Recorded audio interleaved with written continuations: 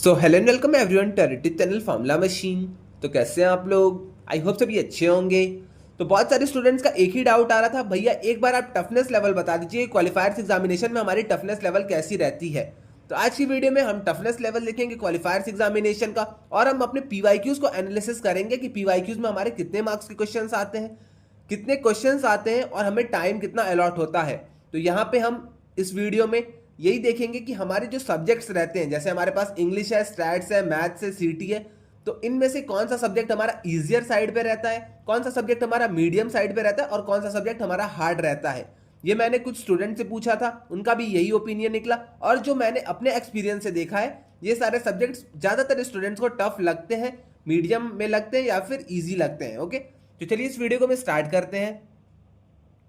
तो फर्स्टली हम यहीं से स्टार्ट करते हैं, देन उसके बाद हम अपने पीवाईक्यूज एनालिसिस पे चलेंगे। पीवाईक्यूज में सितंबर 2023 बैच के लेके आया हूं, जहां पे हम देखेंगे कि उसमें कितने मार्क्स के क्वेश्चंस आते हैं और कितने क्वेश्चंस आते हैं, और हम देखेंगे कि उसमें क्वेश्चंस किस टाइप के रहते हैं। ओके, तो चलिए पहले हम टफनेस से स्टार्ट करते हैं। तो टफनेस ये मेरे ओपिनियंस है, मैंने 5-6 और स्टूडेंट से पूछा है तो उनका भी सेम ही चीज आया था। तो टफनेस की अगर हम यहाँ पे बात कर लेते हैं अपने, तो इजी साइड पे अपना इंग्लिश रहता है। तो आई थिंक मैक्सिमम लोगों को इंग्लिश अपना इजी साइड पे लगता होगा। मीडियम में अगर हम बात करें तो मीडियम में अपना स्टैट्स लगता है। स्टैट्स मीडियम में मैं क्यों कह रहा हूँ, यहाँ पे आपको ज्यादा रटने वाली चीजें यहाँ पे रहती हैं। जैसे फर्स्ट वीक में इन्फ्रेंशियल स्टैटिस्टिक्स हो गया, नॉमिनल स्केल हो गया, ये सारी चीजें हो गई। डेटा के ऊपर रहता है, मीन मीडियन मोड आपका हो गया। तो ये सारी चीजें जो बेसिक चीजें रहती हैं वो आपकी स्टैट्स में रहती हैं। तो स्टैट्स हमने मीडियम कैटेगरी में रख दिया। अब आते हैं हम हार्ड कैटेगरी पे। तो हार्ड कैटेगरी की अगर हम बात करते हैं तो कुछ लोग को सीटी हार्ड लगता है, जिनके क्लास 12 में प्रोग्रामिंग नहीं रहते हैं। अगर आपके क्लास 12 में प्रोग्रामिंग नहीं थे तो आपको ये हार्ड लगेगा। ओके, वरना ये आपको इजी लगेगा। अगर मैथ्स की अगर हम वहीं पे बात कर लेते हैं, जिनके मैथ्स बैकग्राउंड के नहीं है, जो स्टूडेंट जैसे कि अपने कॉमर्स बैकग्राउंड के हैं या फिर अपने ह्यूमैनिटीज बैकग्राउंड के जो भी स्टूडेंट्स हैं, उनको ये चीज़ें हार्ड लगेंगी। मैथ्स उनको हार्ड लगेगा थोड़ा सा, सीटी उनको थोड़ा सा हार्ड लगेगा। अगर आप प्रोग्रामिंग बैकग्राउंड के नहीं, आपने क्लास 11th और 12th में कंप्यूटर साइंस चूज नहीं किया था देन। ओके, अब कुछ लोग यहाँ पे ये भी कहते हैं भैया सीटी तो इजी रहता है, सीटी को आप इजी तो नहीं, उसको आप इसमें मीडियम वाले कैटेगरी में डाल सकते हैं। तो यस, सीटी को आप उसमें डाल सकते हैं, बट अभी हम पेपर एनालिसिस करेंगे तो आपको खुद पता चल जाएगा कि सीटी को हार्ड में रखें या फिर मीडियम में रखें। बट बेसिकली अगर हम बात करते हैं तो मैथ्स या फिर सीटी अपने कभी कभी मीडियम साइड पे आते हैं, कभी कभी अपने हार्ड साइड पे आ जाते हैं। ओके, ये आपका टर्म वाइज डिपेंड भी करता है। कभी कभी किसी टर्म में मैथ्स ज्यादा हार्ड हो जाती है, कभी कभी किसी टर्म में सीटी आपकी ज्यादा हार्ड हो जाती है। तो आपको पेपर देखना पड़ेगा। पेपर देखने के बाद जितनी आपकी तैयारी है उस लेवल से, उस हिसाब से आप कह सकते हैं कि मीडियम आया था पेपर या फिर हार्ड आया था पेपर। ये हमेशा अलग अलग सब स्टूडेंट्स के लिए वेरी करता है। कभी जो स्टूडेंट्स अच्छे से पढ़ के जाते हैं उनको मैथ्स इजी लगेगी, सीटी इजी लगेगी। बट जो स्टूडेंट्स की मतलब प्रिपरेशन थोड़ी मॉडरेट लेवल की रहती है तो उनको सारी चीजें मॉडरेट लगती हैं या फिर उनको हार्ड साइड पे लगती हैं। ओके, तो ये सारी एक मतलब नेचुरल फिनोमिना, ये सारी चीजें सबको अलग अलग लगती हैं। ओके, बट अपना इंग्लिश जो की है, इंग्लिश अपना इजी साइड पे आ जाता है। इंग्लिश तो हमेशा इजी रहता है। इंग्लिश अगर आप 1 या फिर 2 दिन पहले भी पढ़ते हैं तब भी आपका काम हो जाएगा। बट स्टैट्स के लिए आपको मिनिमम 6 to 7 डेज देने पड़ेंगे अगर आपको अच्छे मार्क्स स्कोर करने हैं देन। और वहीं अगर सीटी की हम बात करते हैं तो सीटी के लिए भी आपको 8 to 9 डेज देने पड़ेंगे अगर आपको कोडिंग नहीं आती है देन। और मैथ्स के लिए आपको तो रेगुलर प्रैक्टिस चाहिए ही होगी, तो मैथ्स के लिए आपको रेगुलर प्रैक्टिस चाहिए होगी। बाकी आप 8 to 9 सीटी को अगर दे देते हैं डेज तो आपका हो जाएगा काम। मीडियम में अगर आपका 6 to 7 डेज अगर आप स्टैट्स को देते हैं तब भी आपका काम हो जाएगा। और इंग्लिश अगर आप 1-2 दिन पहले भी पढ़ के जाते हैं, नहीं भी पढ़ के जाते तब भी आपका आराम से उसमें अच्छे मार्क्स स्कोर आप कर जाएंगे। ओके, तो अब चलते हैं अपने पेपर एनालिसिस के ऊपर। अब मैं आपको बताऊंगा क्वेश्चंस कैसे आते हैं, कितने मार्क्स के क्वेश्चंस आते हैं और कितने क्वेश्चंस आते हैं। ओके, तो चलिए अब अपने पेपर एनालिसिस के ऊपर हम चलते हैं। तो यहाँ पे मैं आपके लिए पेपर लेके आया हूँ, 1 मिनट। तो यहाँ पे अपने पेपर्स हैं कुछ। तो फर्स्ट हम स्टार्ट करते हैं अपने सीटी से ही। तो सीटी को हमने हार्डर साइड पे रखा था। सीटी हमारा हार्ड आता है, ऐसा मैंने बताया और बहुत सारे स्टूडेंट्स ने भी बताया था। अब हम देख लेते हैं इसके क्वेश्चंस कितने आते हैं और कितने मार्क्स के यहाँ पे क्वेश्चंस आते हैं। तो फर्स्टली अगर हम नंबर ऑफ क्वेश्चंस की बात करते हैं तो यहाँ पे हमारा नंबर ऑफ क्वेश्चंस है, 1 मिनट। तो यहाँ पे 1 मिनट मैं यहाँ पे पेन ले लूँ। यहाँ पे पेन अवेलेबल नहीं है, चलिए मैं ऐसे ही आपको बता देता हूँ। तो नंबर ऑफ क्वेश्चंस की अगर हम बात करते हैं तो नंबर ऑफ क्वेश्चंस यहाँ पे 15 आए हुए थे अपने सीटी में, जिसके सेक्शन के पूरे मार्क्स से 15 क्वेश्चन में से मार्क्स जो अलॉट हुए थे वो 50 मार्क्स थे। तो 15 क्वेश्चन के 50 मार्क्स यहाँ पे आपको अलॉट थे। टोटल 15 क्वेश्चन आए थे और आपकी जो सेक्शन का पूरा सीटी का मार्क्स था वो 50 मार्क्स का था। मैक्सिमम मार्क्स 50 और आपके 15 क्वेश्चन आए थे। तो आप ऐसे ही देख सकते हैं मैक्सिमम जो आपके मार्क्स रहते हैं सीटी में हो गया, स्टैट्स में हो गया, मैथ्स में हो गया, आपके 50 मार्क्स ही रहते हैं। और आपके यस हाँ मतलब आपकी 50 मार्क्स ही रहते हैं। कभी कभी 1 2 5 नंबर ऊपर नीचे हो जाता है। बट अगर हम बात करते हैं क्वेश्चंस की तो क्वेश्चंस आपको कभी 3 क्वेश्चंस ज्यादा देखने को मिलेंगे, 4 क्वेश्चंस कम देखने को मिलेंगे, ऐसे ऐसे आपके यहाँ पे सीन रहता है। तो ऐसे ही अब हम बात कर लेते हैं अपने सीटी के क्वेश्चंस के ऊपर। तो आप यहाँ पे सीटी के कुछ क्वेश्चंस देख सकते हैं। बस यही चीज है, अगर आपको यहाँ पे सूडो कोड समझ में आ रहे हैं तो यहाँ पे हमारे सूडो कोड्स रहते हैं। सूडो कोड्स अगर आपको समझ में आ रहा है, अगर आपको लिस्टिंग, इल्टरेशंस, ये सारी चीजें अगर आपको क्लियर है, आपके माइंड में ये सारी चीजें क्लियर है, देन आप क्वेश्चन को कर ले जाएंगे और आपके अच्छे मार्क्स आ जाएंगे। तो आपके यहाँ पे ऐसे सूडो कोड्स रहते हैं। सूडो कोड्स के बाद आप यहाँ पे ऑप्शंस आपके रहते हैं, एमएसक्यू ऑप्शन अलग रहते हैं, एमसीक्यू अलग रहते हैं और आपके वहाँ पे इंटीजर टाइप क्वेश्चंस अलग रहते हैं। तो आप यहाँ पे आके जो भी आपको ऑप्शंस लगता है, जो आपका सही ऑप्शन है उस पर आप चूज कर सकते हैं। ये आपका एमसीक्यू क्वेश्चन था। ऐसे ही आपके आगे भी रहते हैं सूडो कोड्स। अगर आप पढ़ना जान गए, अगर आपको समझ में आ रहे हैं सूडो कोड्स, देन आप आराम से इन सारे क्वेश्चंस को कर ले जाएंगे। ओके, तो आपको मतलब मैंने इसको हार्डर साइड पे रखा था। तो यहाँ पे इतने बड़े बड़े कोड्स भी आते हैं, इन्हीं सारी चीजों के चक्कर में मैंने इसको हार्डर साइड पे रखा था। तो इतने बड़े कोड्स हैं, इन कोड्स को आपको पूरा समझना होगा। समझने के बाद आपको यहाँ पे एक आंसर चूज करना पड़ेगा।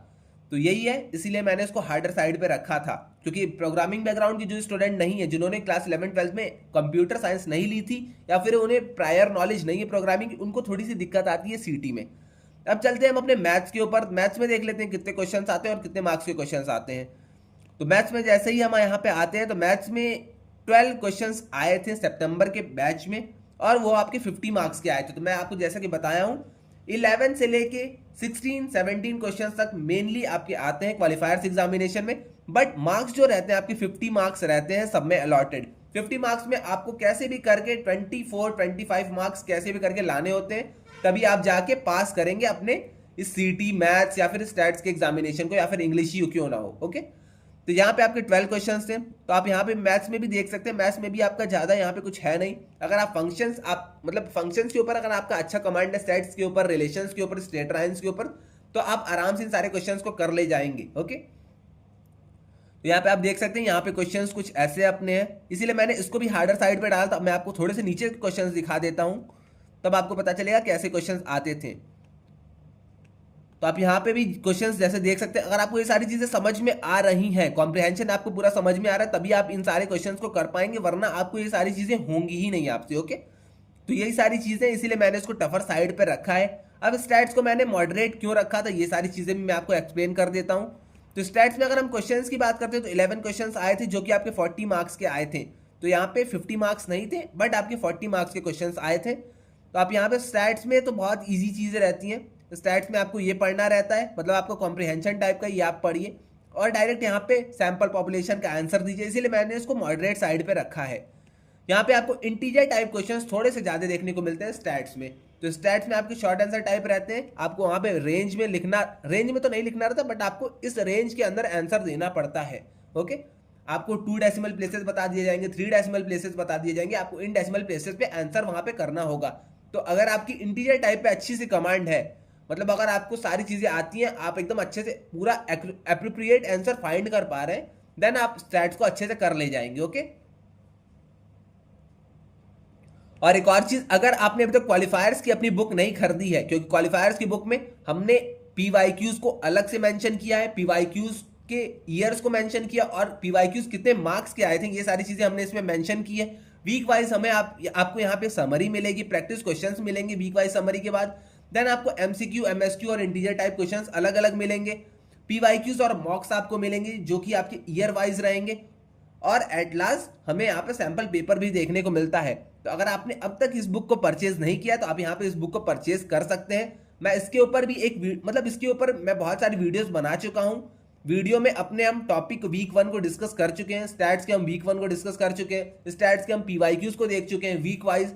तो आप अगर वो सारी चीज़ें अब तक नहीं देखें तो लिंक डिस्क्रिप्शन में, वो हमारे दूसरे चैनल पे है, आप वो सारी चीज़ें जाके देख सकते हैं। वहाँ से आपकी प्रिपरेशन एकदम अच्छे लेवल तक की हो जाएगी। ओके, तो अगर आपने क्वालिफायर्स क्रैकर बुक को अभी तक नहीं खरीदा है तो आप एक बार जाके इसे चेकआउट करिए। अगर आपको अच्छी लगती है देन आप इसको खरीदिए। मैं ऐसा नहीं बोल रहा हूँ कि आप खरीदिए ही खरीदिए, क्योंकि स्टूडेंट्स को ज़्यादातर जो रेस्पॉन्सेज आ रहे हैं स्टूडेंट्स के, वो बहुत ही पॉजिटिव फीडबैक्स आ रहे हैं। तो अगर आपको अच्छी लगती है बुक देन आप परचेज कर सकते हैं। अगर नहीं लगती है देन कोई बात नहीं, मैं वहाँ पे उसका कंटेंट्स कुछ आपको फ्री में पढ़ा रहा हूँ। ओके, वो अपने दूसरे चैनल पे आप वहाँ पे जाके चेकआउट कर सकते हैं। बट एक चीज़ मैं आपको बोलना चाहूँगा, समरी यहाँ पे हमने दी है, समरी के बाद हमने कुछ प्रैक्टिस क्वेश्चंस दिए और हमने वीकली अपने पीवाईक्यूज दिए हैं। वीक 1 में जितने भी पीवाईक्यूज आपके आए रहेंगे प्रीवियस सेशंस में, वो सारी चीज़ें हमने यहाँ पे कवर कर ली हैं। तो अगर आपको अच्छी लगती है आप परचेज कर सकते हैं। परचेज अगर आपको करना है आप अमेजॉन से परचेज कर सकते हैं, फ्लिपकार्ट से परचेज कर सकते हैं, आप यहाँ पे इसके ई पीडीएफ को डाउनलोड कर सकते हैं।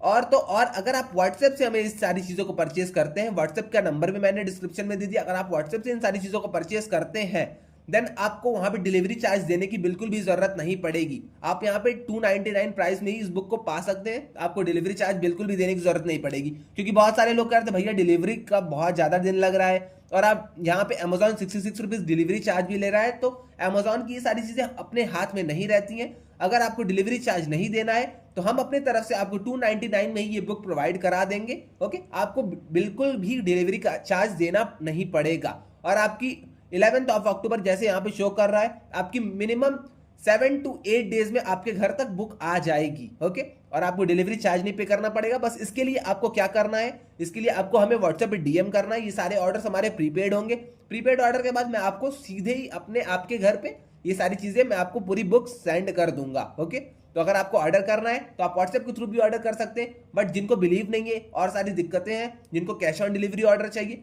वो जाके अमेजॉन से ऑर्डर कर सकते हैं। उनके लिए भी कोई प्रॉब्लम यहाँ पे है नहीं। ओके, तो आई थिंक आपको सारी चीज़ें क्लियर हो गई होंगी। मैंने आपको बता भी दिया कौन सा पेपर कैसा आता है और टफनेस लेवल कैसी रहती है। तो इजी सेक्शन में अपना इंग्लिश आ जाता है, मीडियम सेक्शन में अपना स्टैट्स आ जाता है, हार्ड सेक्शन में कभी आपका मैथ्स रहता है, कभी आपका सीटी रहता है।